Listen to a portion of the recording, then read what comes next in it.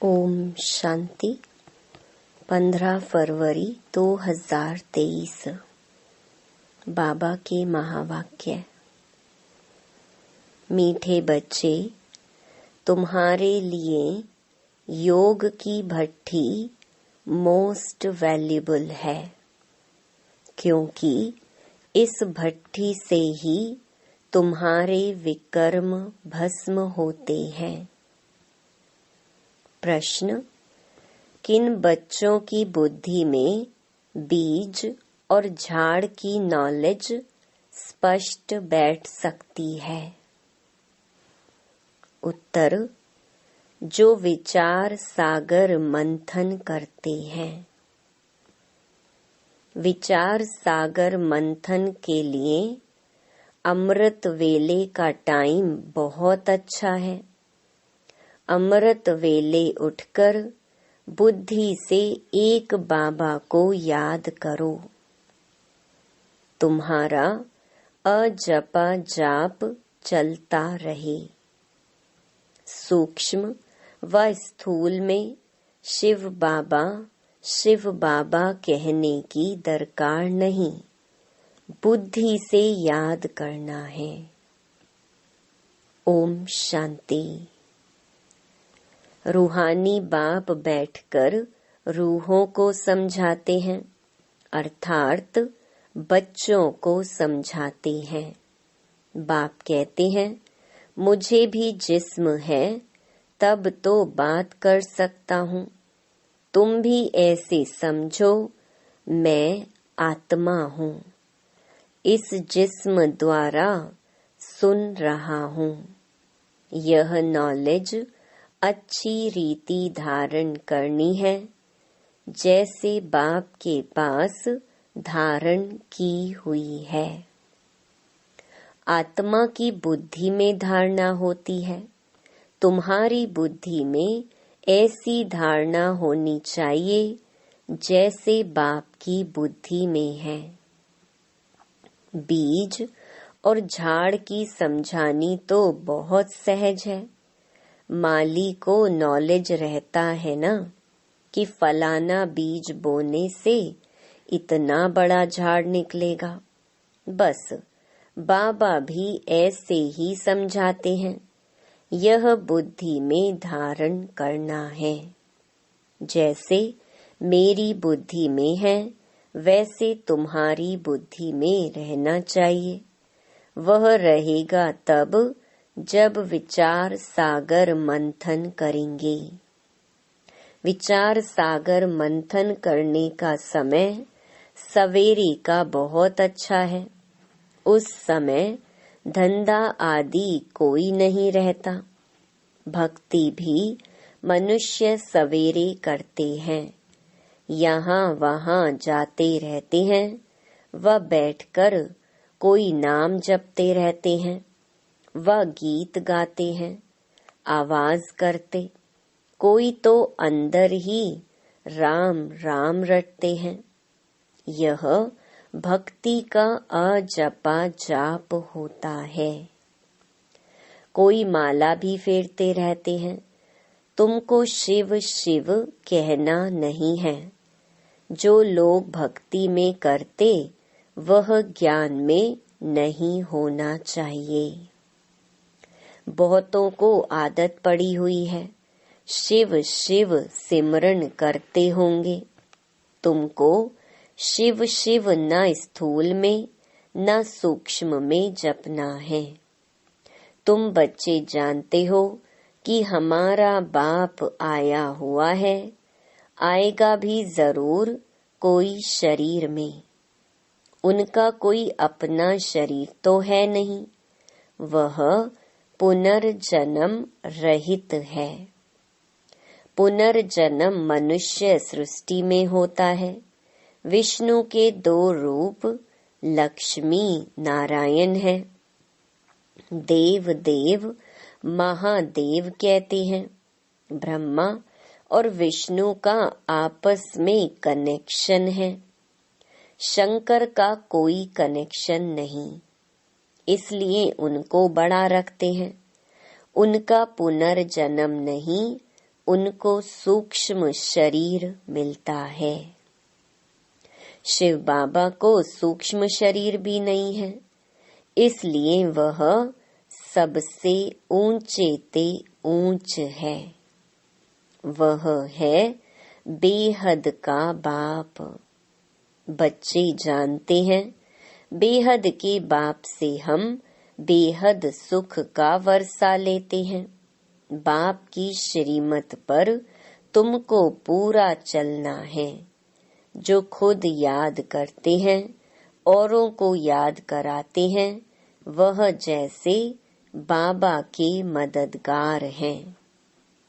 बाप और वर्षे को याद करना है। बच्चों को समझाते रहते हैं, तुम्हारे अब 84 जन्म पूरे हुए हैं, बाकी थोड़ा टाइम है। नाटक में एक्टर समझते हैं, अभी बाकी आधा घंटा है, फिर हम घर जाएंगे। टाइम देखते रहते हैं। तुम्हारी तो बेहद की बहुत बड़ी घड़ी है। समझाया है कि अब घर चलना है।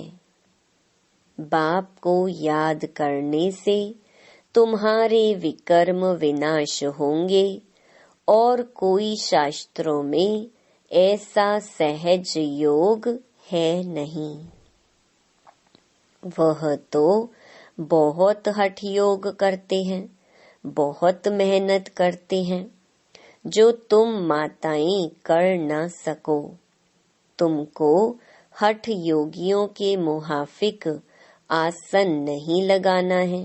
हाँ, सभा में ठीक होकर बैठना है। तुम्हारा राजयोग है। टांग पर टांग चढ़ाकर बैठना, ऐसे राजयोग में बैठने से नशा चढ़ेगा। हठ योग में दोनों टांग चढ़ाते हैं। बाबा तुमको तकलीफ नहीं देते हैं, सिर्फ थोड़ा फर्क रखना चाहिए कॉमन बैठने में और योग में बैठने में। तुम राजयोग सीख रहे हो, तो ऐसे बैठना चाहिए जो मनुष्य समझे यह राजयोग में बैठे हैं। यह हमारा राजाई का ढंग है। तुम बेहद के बाप द्वारा राजाओं का राजा बन रहे हो। ऐसे बाप को घड़ी घड़ी याद करना है। सतयुग में बाप को याद नहीं किया जाता है, अपने को किया जाता है। कलयुग में न बाप को जानते न अपने को जानते हैं, सिर्फ बाप को पुकारते हैं। अभी तुम अच्छी रीति जान गए हो और कोई ऐसे नहीं समझते हैं कि बाप बिंदी है। अति सूक्ष्म भी कहते हैं, फिर कहते हैं हजारों सूर्यों से भी तीखा है, तो बात मिलती नहीं है। जब कहते हैं नाम रूप से न्यारा है, फिर हजारों सूर्य से तीखा क्यों कहना चाहिए? पहले तुम भी ऐसे समझते थे। बाप कहते हैं ड्रामा में यह समझानी देरी से मिलनी थी। सूक्ष्म ते सूक्ष्म गुहिया बातें समझकर समझाई जाती हैं। ऐसे नहीं ख्याल आना चाहिए कि पहले हजारों सूर्यों से तेजोमय कहते थे, अब फिर बिंदी क्यों कहते? जब आईसीएस पढ़ेंगे तब आईसीएस की बातें करेंगे, पहले कैसे करेंगे? इसमें मूंझने की दरकार नहीं है। ड्रामा में जब बाबा को समझाना है तब समझाते हैं, इनके बाद भी अर्जुन क्या क्या समझाएंगे, क्योंकि बाप का भी प्रभाव तो निकलना है ना। जैसे तुम्हारी आत्मा है वैसे वह भी आत्मा है। परम धाम में रहते हैं, उनको परम आत्मा कहती हैं। यहाँ जब आते हैं तो नॉलेज देते हैं। बाप कहते हैं, जब पतित दुनिया होगी तब मैं पावन दुनिया बनाने आऊंगा। पुकारते भी हैं, हे पतित पावन, हे दुख हरता सुख करता आओ। वह तो संगम पर आएगा। जब रात पूरी होगी तब दिन होगा। पुरानी दुनिया का अंत होगा। कर्मातीत अवस्था अंत में होगी। तुमको रहना भी गृहस्थ व्यवहार में है, छोड़ना भी नहीं है। शरीर निर्वाह अर्थ व्यवहार करते हुए कमल फूल समान पवित्र रहना है। देवता तो है ही पूर्ण पवित्र, परंतु कब और कैसे बने? जरूर पुरुषार्थ किया तब तो प्रारब्ध पाई। पुरुषार्थ अनुसार प्रारब्ध बनी। जैसा कर्म वैसी प्रारब्ध, यह तो चलता ही रहता है। अभी तो तुमको कर्म सिखलाने वाला बाप मिला है। उनको अच्छी रीति याद करना चाहिए। तुम एडॉप्टेड बच्चे हो। मारवाड़ियों में एडॉप्शन बहुत होती है। तुम्हारी भी एडॉप्शन है। तुम इनके गर्भ से नहीं निकले हो। एडॉप्शन में दोनों बाप याद रहते हैं। अंत तक जानते हैं कि हम असुल किसका था। अब इनकी गोद के बच्चे बने हैं। तुम भी जानते हो हम किसके थे और किसके बने हैं। मैं एडॉप्ट हुआ हूँ परम पिता परमात्मा के पास। वह है स्वर्ग का रचयिता। उनकी रचना कितना समय चलती है? आधा कल्प। नरक का रचयिता है रावण। उनका भी आधा कल्प राज्य चलता है। सतो प्रधान से तमो प्रधान बनते हैं। यह समझ की बात है। कुछ समझ में न आए तो पूछना चाहिए। जब सूर्य चांद को ग्रहण लगता है तो कहते हैं, दे दान तो छूटे ग्रहण। सूर्य चांद को माँ बाप कहा जाता है। यहाँ भी मेल फीमेल दोनों को ग्रहण लगता है। तब कहते हैं, 5 विकारों का दान दे दो। वह तो वर्ष में 1-2 बारी ग्रहण लगता है। यह तो कल्प की बात है।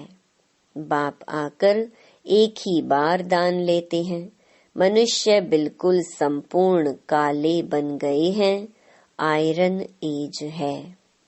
सच्चे सोने में एलॉय पड़ने से काला हो जाता है। नया घर पुराना घर, नए बच्चे और बूढ़े में फर्क तो है ना। छोटा बच्चा कितना मीठा प्रिय लगता है। सब उनको चूमते हैं, गोद में बिठाते हैं। पुराना जड़जड़ीभूत हो जाता है तो कहते हैं, कहाँ शरीर छूटे तो अच्छा। ज्यादा दुख क्यों सहन करें? आत्मा एक शरीर छोड़ जाकर दूसरा लेती है। यहाँ हम बीमार को मरने नहीं देते हैं, फिर भी जितना सुने उतना अच्छा। शिव बाबा और वर्षे को याद करते रहें। बीमारी में जब ज्यादा पीड़ा होती है तो सब भूल जाता है। बाकी जिसका किसमें भाव होता है वह सामने आ जाता है। तुम्हारा तो अंजाम वायदा है, मेरा तो एक शिव बाबा, दूसरा ना कोई। फिर दूसरे किसको याद क्यों करते हो? बाप कहते हैं मेरे बिगर किसकी स्मृति भी ना आए। गाया हुआ है अंत काल जो स्त्री सिमरे। सारा श्लोक कह देते, अर्थ कुछ भी नहीं समझते। है सारी संगम की बात जो भक्ति में गाते हैं। इस समय सिर्फ तुमको बाप और वर्षे को याद करना है। श्री नारायण तुम्हारी प्रारब्ध है तो अर्थ पूरा बुद्धि में होना चाहिए। बिगर अर्थ तो बहुत याद करते रहते हैं। पिछाड़ी में जिसके साथ जास्ती प्रीत होती है वही याद आते हैं। बड़ा खबरदार रहना चाहिए। तुमको याद करना है एक बाप को। बाप कहते हैं मन मना भव। तुम बच्चे कहते हो बाबा हम कल्प कल्प आपसे मिलते हैं, यह ज्ञान आपसे मधुबन में आकर लेते हैं। यह है वशीकरण मंत्र।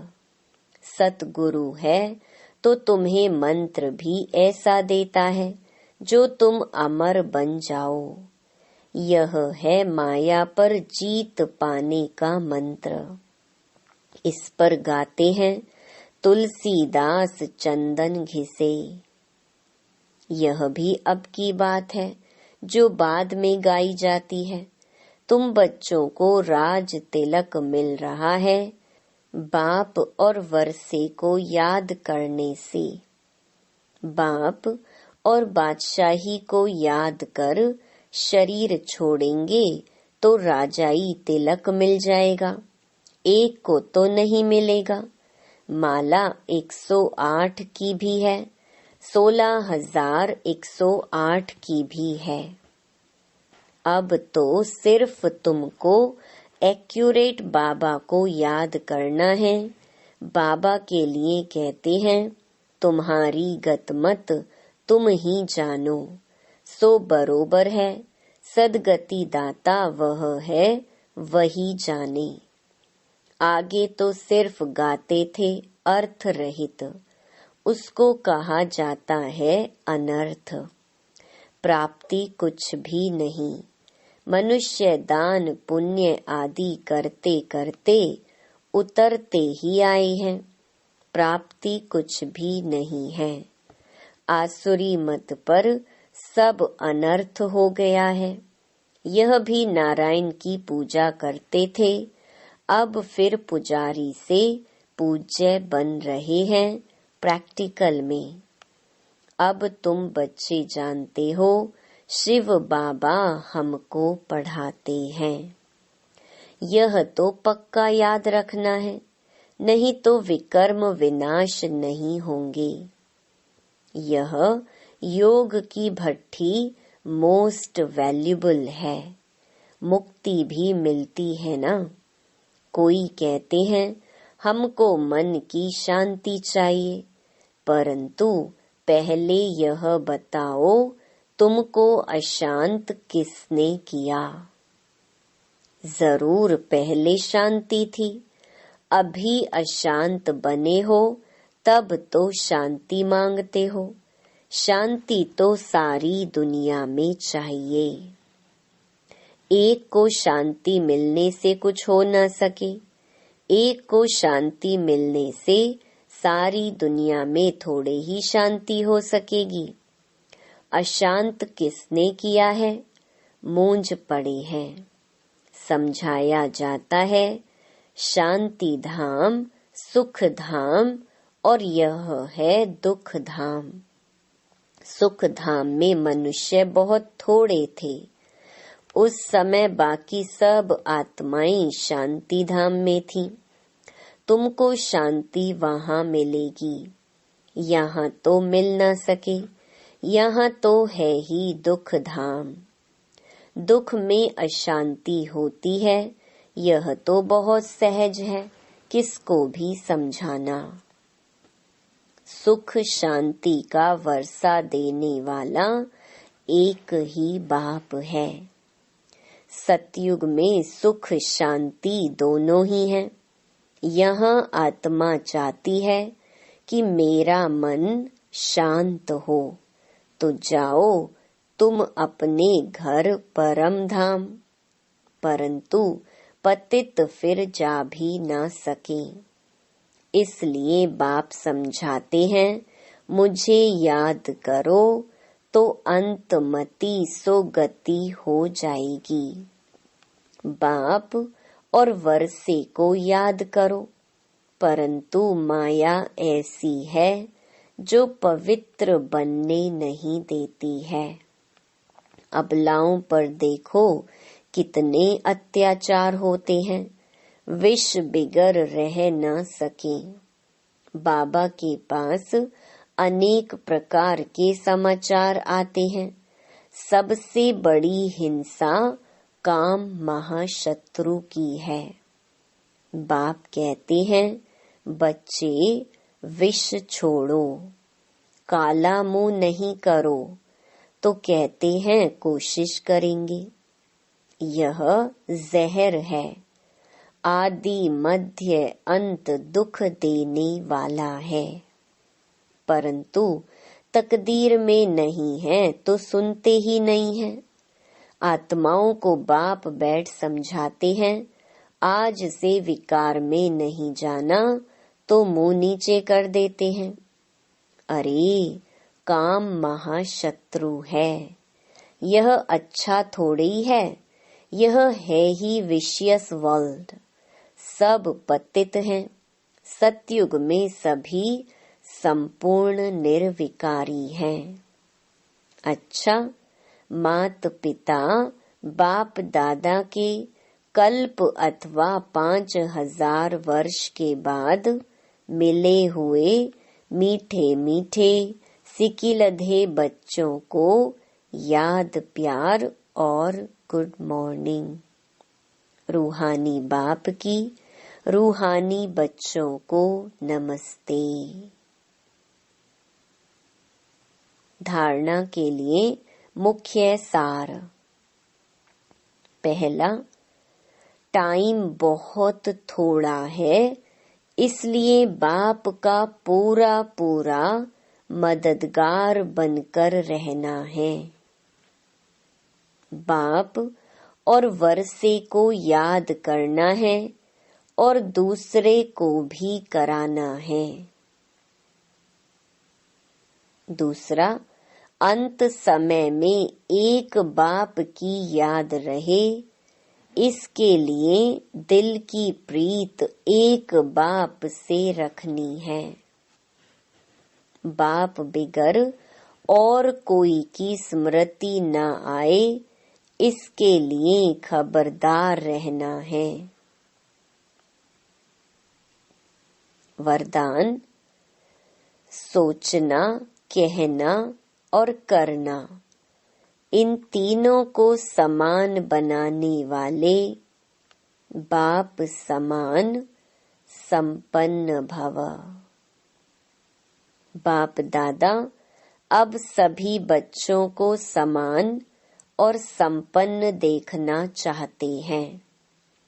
संपन्न बनने के लिए सोचना, कहना और करना तीनों समान हो, इसके लिए सब तैयारी भी करते हो, संकल्प भी है, इच्छा भी यही है। लेकिन यह इच्छा पूरी तब होगी जब और सब इच्छाओं से इच्छा मात्रम अविद्या बनेंगे। छोटी छोटी अनेक प्रकार की इच्छाएं ही इस एक इच्छा को पूर्ण करने नहीं देती है। स्लोगन, अव्यक्त व कर्मातीत स्थिति का अनुभव करना है तो कथनी, करनी और रहनी को समान बनाओ। ओम शांति।